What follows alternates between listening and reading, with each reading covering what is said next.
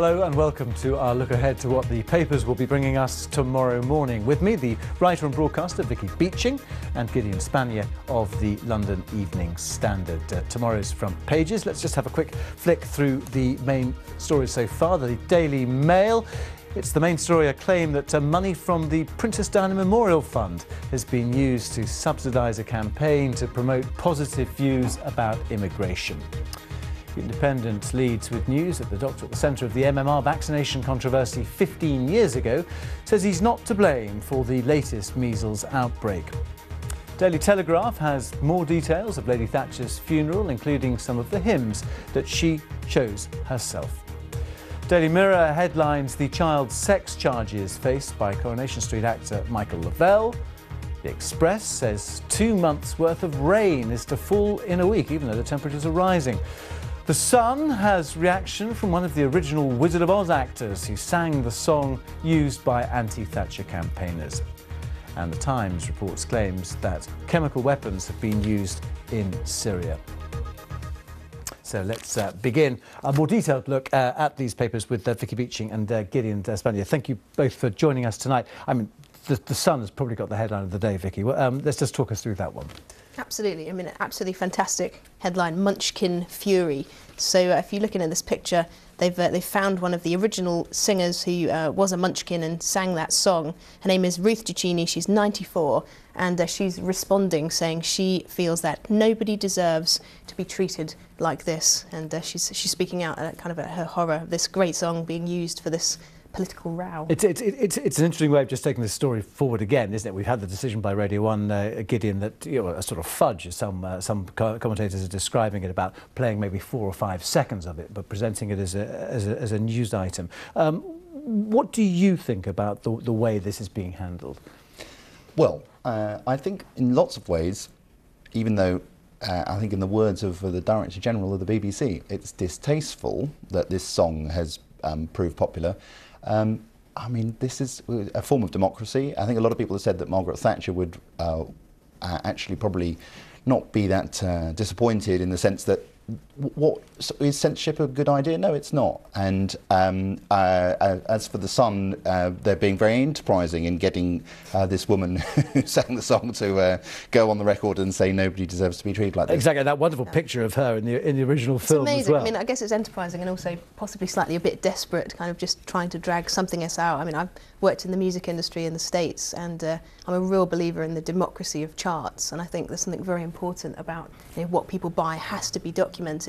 And even though this does sort of have a nasty edge to it, if you start censoring the chart, it seems to me like a slippery slope. Well, and yet, if you were to ban it from the airwaves, it just gives it the oxygen of publicity. Do you remember Frankie Goes to Hollywood and Relax, Exactly. which everyone went out and bought, and Exactly. God Save the Queen by the, Sex Pistols. Obviously, the funeral's not until next Wednesday, and there is an element of sensitivity about it. The idea that, if you like, there's an outlet for people who didn't like the Thatcher years or the Thatcher legacy. If an outlet is people buying this song, that's not necessarily a bad thing, is it? And of course, and when we look at some of the other papers, there's some criticism of the BBC for only playing an excerpt, saying it's sort of the worst of both worlds. But really, I mean, the song is there if people want to go and find it. Well, you say it's a song. I mean, that whole thing's about sort of 54 seconds long in the film anyway. It would actually be the shortest ever song to make it into the top kind of 3 or 5. And I think some Thatcher supporters have been trying to push other... I'm in love with Margaret Thatcher. Yeah, it's great. But, It's, how's it doing? I think it's going up the charts. I'm not quite sure it's going to... Well, I think it's almost at number 10, I think. Yeah. Oh, is it? Almost. Already? Well, they're hoping that it will be. But again, that brings another whole can of worms. What do you do with that? Do you then play just a clip of that? Yeah. How do you... Or maybe you need a separate news item for that one as well. Yeah, we're playing this one, and that's because of supporters.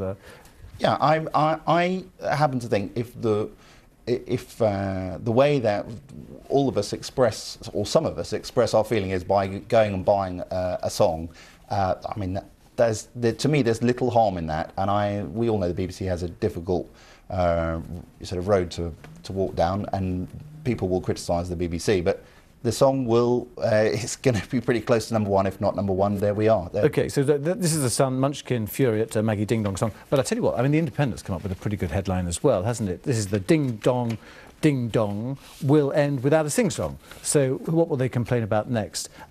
Picture here, Garland in the title role. And Vicky, just looking at the coverage here, I mean, it's a good headline, isn't it? But we haven't got very much in terms of the inside story on that as well. But the same sort of, I mean, what do you think about the tone in which the paper's treating it? Because the ding dong sort of says quite a lot, doesn't it? Seems a lot more light-hearted. I think they're basically seeing it as sort of small news item, whereas, you know, Munchkin Fury, it's definitely throwing more kind of petrol on the fire. I think the Independent cover to me feels a lot more measured.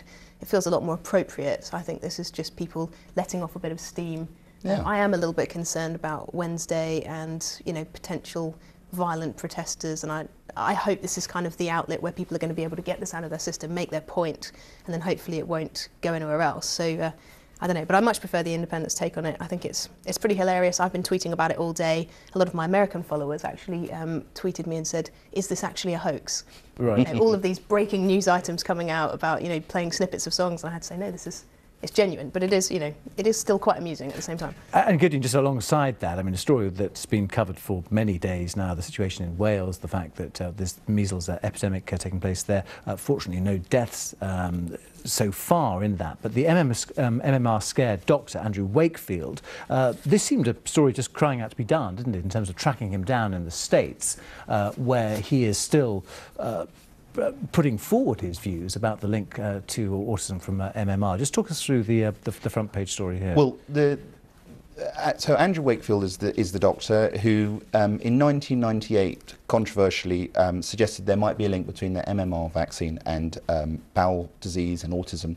It was very controversial, and the point is that the legacy of that was that there were quite a lot of families who decided not to vaccinate their children, and of course that has now created a situation here in Wales where it says here 693 people, or children I should say, that's the 693 measles cases by Thursday. That's a lot, and in fact it's the largest outbreak since last year. Okay, so not such a big deal, 622, but actually it's also the largest outbreak for over a decade. So what this is, I guess, is an example of is something which happened 15 years ago is only now playing itself out when you've got kids who are 10, 12, 14 who haven't been vaccinated and coming down with measles.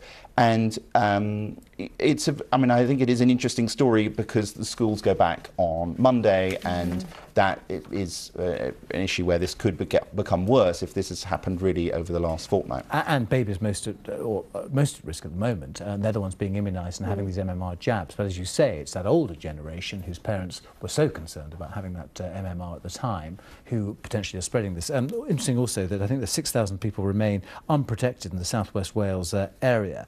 The herd immunity is so important here. They need, what, 94, 95% of the population to be protected from it. Let's move on, Vicky, because, well, we've got the ding-dong on the right of the Mail, but let's just start with this, the main story for the paper, which is the Diana Fund hijacked by the left, cash diverted to pro-immigration campaign. What do you make of this one? It's very interesting. So the Princess Diana Memorial Fund, which obviously millions of people donated to, and the paper actually specifically says that some pensioners even gave 50p pieces, so really tugging on the heartstrings there to realise the kind of depth of digging into their pockets that happened, has been hijacked by left-wingers funding a pro-immigration propaganda campaign. And I spent the last little while kind of looking at this and digesting it, and I actually found that the Mail ran exactly the same story some years ago. It was back in 2nd of September 2011, so this isn't a new story, and we were chatting, weren't we, about how this has been an interesting news week, that if you sort of stripped away all of the stories about Margaret Thatcher, there isn't really a heck of a lot going on. So it's an unusual lead for the Mail. I mean, is there anything different at all? Or? Not really. I mean, no, honestly, actually there was more information in the previous article, and a lot of what they're saying doesn't really line up to me, because they're saying that it's an inappropriate use of the Diana Fund to be trying to change attitudes on immigration, which is the real thing they're struggling with. Yet if you actually visit the Diana Fund website, look at their mandate and their mission statement, the aim of the donations is supposed to be to provide humanitarian aid to the most vulnerable members on the fringes of society. And if people, migrants aren't that, then what are they? They're very, very worthy recipients. Diana had a huge heart for humanitarian causes. So I really can't see any problem with them receiving this money. Gideon, I mean, it ticks a lot of boxes as far as the Mail's concerned, doesn't it? You know, Diana and immigration. What do you read into that? I'm going to say that I think it's a tricky story. If I were saying this is a 16-year-old story in the sense that that's how long the Diana Fund's been around. If we leave the specifics of this story out, the idea that this fund raised a huge amount of money and that there should be a degree of scrutiny over where the money goes, what the Mail is saying is that there isn't that much transparency, or there could be greater transparency about where the money is going. And I think they may be slightly talking this up to put it on the front page. They've also hung it on a quote by one of Diana's friends, the Rosa Monckton. Yeah. So it's outrageous. Diana never expressed an interest in migration, says her friend Rosa. That's on the inside pages. It's not exactly conclusive. I don't ever recall her expressing an interest in this issue, and yet she was interested in everybody who was marginalised, everybody who was in need, on the edges of society. Yeah, I mean, my view on this is I'm not sure it deserves to be on the front page. I think scrutiny about where the money goes is fair enough, and I think that one of the points that the Mail piece is making is that this sort of charity which receives some money from the Diana Fund hasn't necessarily been as clear as it could be about where the money's going. And you know, there are cases where money does get moved around with some charities, and it's important. The press is playing a role. Whether this one is that big a story, I'm not sure. OK, now going on to the Telegraph. The Telegraph, not touching the ding-dong, not touching Diana, but looking at Wednesday, the funeral with full military honours of Margaret Thatcher, and concentrating on that. Picture here of Mark and Carol, Thatcher's children together in grief. I vow to thee, my country. Lady Thatcher planning her own funeral right down to the hymns, writes Michael Deacon. Interesting, I mean, for a Saturday paper to be looking that far ahead, but it's obviously got an order of service, and this has been in the planning for years, hasn't it? Operation True Blue, that True Blue committee sitting since last week. Vicky? I think it's interesting that she did plan her own funeral. I know all of us have different approaches to what we'd want, but it just seems very kind of appropriate for a woman who really knew what she wanted, that her funeral will truly reflect her. I'm a churchgoer, so I've kind of read this with interest. I actually really like some of the same hymns that she does. I mean, obviously, I Vow to Thee, My Country is incredibly appropriate. And she's got a lot of different contributors, including Richard Charteris, who would be preaching. But the thing I liked, and obviously she planned this so she could have had anything she wanted, there won't actually be a political eulogy, it says. And it's a very clear quote that says here that her funeral would not be conservative, it would be Christian. So that sort of says a lot about her faith. Raised a Methodist, but very traditional sort of Church of England hymns. Gideon, let's just move on, because we haven't got a great deal of time. Town halls join rush to use the Snoopers Charter. This was originally planned for police and security agencies, wasn't it? Yeah, and this is what the Telegraph is saying is that council staff and health and safety inspectors, even the Royal Mail, could use government legislation to monitor private emails, telephone records and internet use. Rather, they could, these sort of state bodies, quasi-state bodies, could apply to use the legislation.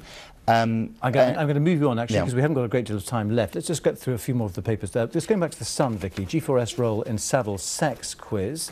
Now, this is this has prompted sort of absolute sort of exasperation, hasn't it, by one former police officer, John O'Connor.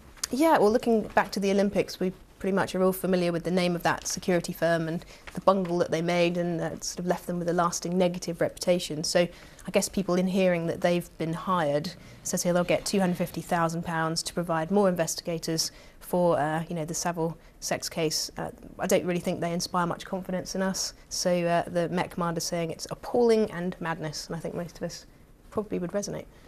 I'm not sure I agree. I mean, it's fine. Obviously, G4S screwed up over the Olympics contract. I mean, clearly, if they screw up again, then they would really be in trouble. But I think the company's still doing all right. OK, look, we're out of time now. You're coming back, so we'll have we'll look through some of the other front pages in a while as well. But for now, thank you both very much, Vicky and Gideon. They'll both be back at past the hour for another detailed look at the front pages. Let's move on though now, because staying with us, we're coming up for all the sports news in Sports Day.